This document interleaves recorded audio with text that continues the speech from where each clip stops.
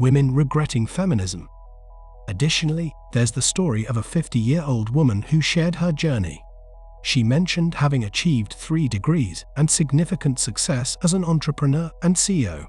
However, she deeply regretted following feminist advice during her 20s. She expressed this regret because, despite her professional success, she returned to an empty home each day, devoid of a husband and children.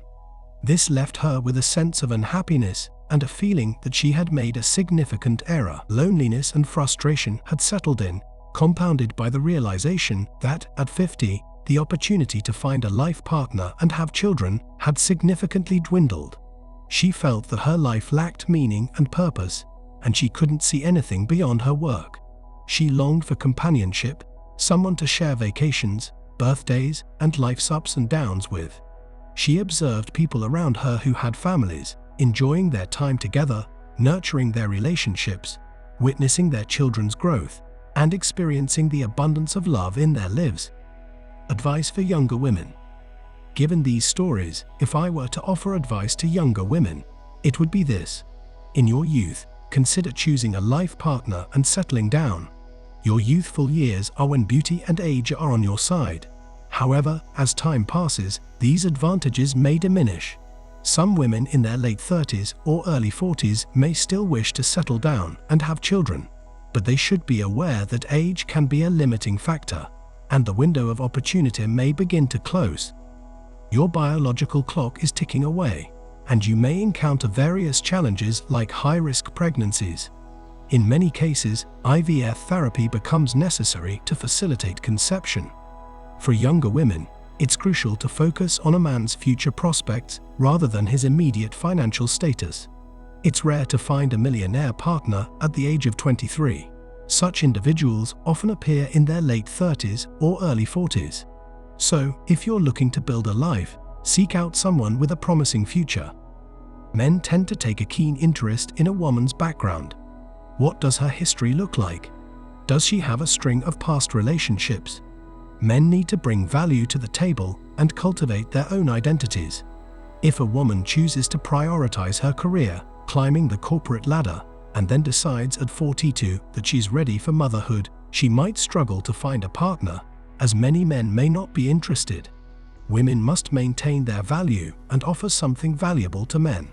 They are often attracted to those who are more affable, younger, and carry less emotional baggage. Ultimately, women will come to realize that they followed misguided advice and misspent their lives chasing corporate success and business endeavors. As demonstrated in the examples shared earlier, older women often grasp the importance of starting a family early, finding a life partner, having children, and growing with their families to find meaning and purpose in life. Nature intended men to be providers and protectors, and history shows that when men deviate from this role, they tend to become unhappy. Similarly, women have a unique role as the bearers of life, and their strength lies in caring for their partners, raising children, and nurturing their families. Neglecting these innate roles can lead to unhappiness. Women possess the incredible power to bring life into this world, and this is not a mere coincidence. It's the way nature intended it. The toxicity caused by feminism. Feminism has undeniably shaped the way women perceive certain aspects of life. It frequently reinforces the idea that women should prioritize independence and that they can thrive without relying on men. This message is disseminated through various channels in popular culture, including movies, TV series, documentaries, talk shows, news outlets, literature, music, comics, podcasts, social media, and influential social media figures. The portrayal of women who dedicate their prime years to office work and wealth accumulation as the ultimate role models is a common theme. As these women approach their 40s, they often come to a sobering realization.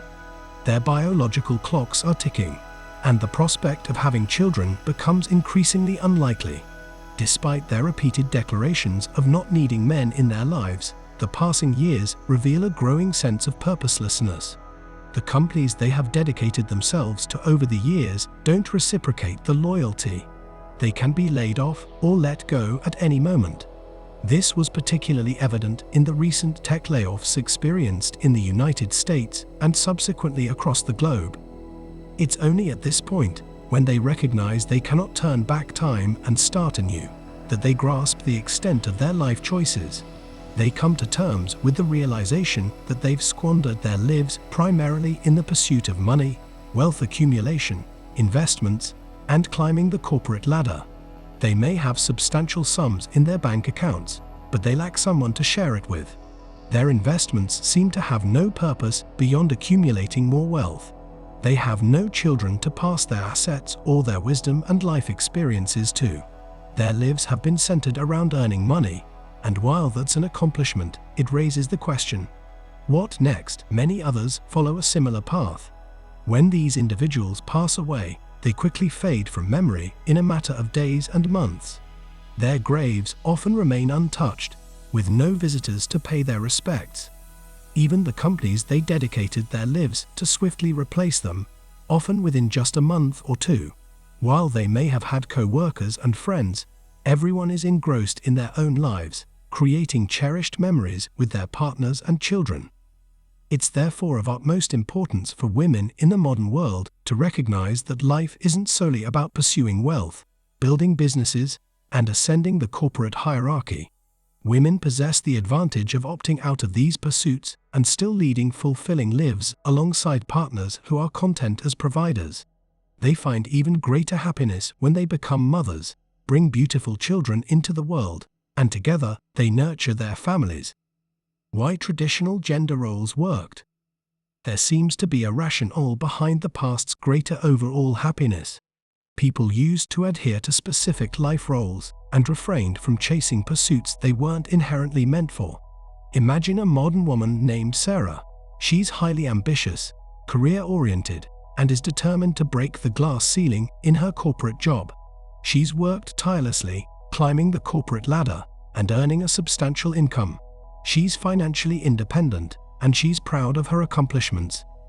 However, as the years pass, Sarah begins to reflect on her life.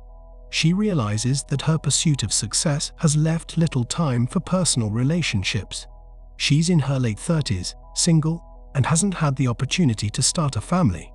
Sarah starts to feel a sense of emptiness.